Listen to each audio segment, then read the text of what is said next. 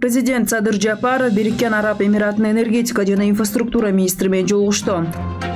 Кореянын телекоммуникациялык компаниясы Кыргызстан менен кызматташууга кызыктар. Кыргызстанда орточо айлык акы дээрлик 21 000 сомду түздү. Балчыда 500 орундуу индустриалдык педагогикалык колледж толук оңдоодон өттү. Бишкекте эми муниципалдык унаа токтотуу жайлардын операторлору кызыл түстөгү форма кийет. Дубовый паркында жаңы заманбап тышкы жарыктандыруу орнотулду. Бишкекте дүйнөлүк классика жана улуттук ырлар жаңырды. Достук хор сынагы жыйынтыкталды.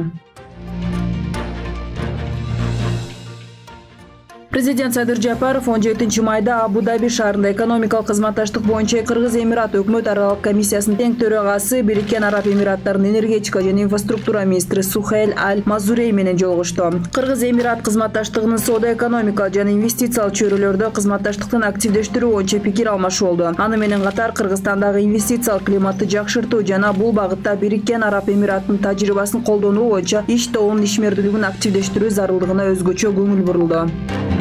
Министрлер кабинетинин төрагасы Акылбек Жапаров Корея Телеком Корпорейшн телекоммуникациялык компаниянын өкүлдөрү менен жолугушту. Министрлер кабинетинин башчысы ири байланыш операторлорунун жаңы банкты башкаруу функциялары санариптик өнүктүрүү министрлигине өткөрүлүп берилгенин, ошондой эле аларды өнүктүрүү жана санариптештирүү боюнча масштабдуу тапшырмалар коюлгандыгын белгиледи. Ал кызматташууну чыңдоо жана өнүктүрүү аркылуу экономика жана каржы, маалыматтык коммуникациялык технологиялар тармактарына алдыңкы тажрыйбаны киргизүүгө даяр экендиктерин билдирди. Жолугушуунун жүрүшүндө Кыргызстандын санариптик трансформациясынын улуттук стратегиясын иштеп чыгуудагы изилдөөлөрдүн жыйынтыктары сунушталды.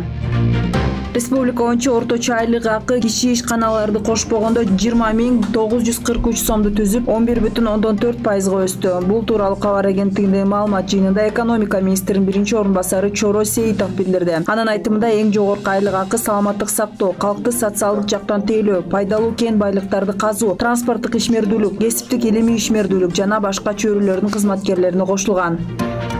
Балыкчы шаарында 500 орундуу индустриалдык педагогикалык колледжди толук капиталдык оңдоп түзөөдөн өттү. Маалыматка ылайык, ремонт иштеринин жүрүшүн жеке көзөмөлүнө алган билим берүү министри Алмазбек Бейшеналиев реконструкция иштерин аяктаганына жеринен күбө болду. Ысыкөл индустриалдык педагогикалык колледждин реконструкциясы билим берүү жана илим министрлигинин алдында ишке ашырылып жаткан инклюзивдүү өсүү үчүн көндүмдөр долбоорунун алкагында Азия өнүктүрүү банкы тарабынан каржыланган.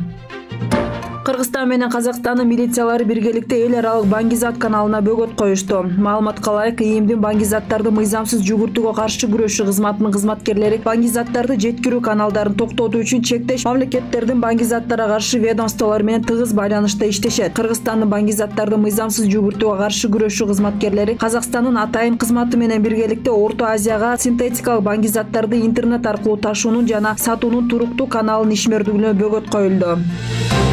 Бишкекте эми муниципалдык унаа токтотуу жайларынын операторлору кызыл түстөгү форма кийет. Муниципалитеттин басма сөз кызматы билдиргендей, жашыл түстөгү атайын форманын жайылып кетишине байланыштуу муниципалдык унаа токтотуучу жайлардын операторлору атайын форманын жана белгилердин түсүн кызылга алмаштырышты. Дубовый паркы азыр заманбап тышкы жарыктандырууга ээ. Аны Бишкек Свет муниципалдык ишканасынын адистери орнотушкан. Маалым болгондой, жер астындагы ыкма менен жүргүзүлгөн иштердин жүрүшүндө 80 см тереңдиктеги ПВХ түтүкчөсүнө 650 метр кабель чубалгылары тартылды. 17 жаңы жарык берүүчү мамылар жана бетон негиздер орнотулуп, 2 катмар порошок боек менен сырдалган. Белгилей кетсек, Ататүрк Сейил багында, Таттыбүбү Турсунбаева атындагы коомдук бакчада да жаңы курулуштар жана жарыктандырууларды реконструкциялоо иштери жүрүп жатат. Маданият, маалымат, спорт жана жаштар саясаты министрлиги тарабынан уюштурулган достук республикалык хор сынагы 17 майда жыйынтыкталып, жеңүүчүлөр аныкталды. Ведомствонун басма сөз кызматынан билдиришкендей, сынакка жалпы 10 хор коллективи катышып, алар дүйнөлүк классикалык жана улуттук чыгармаларды аткарышты. Сынактын байге фонду 1 миллион сом.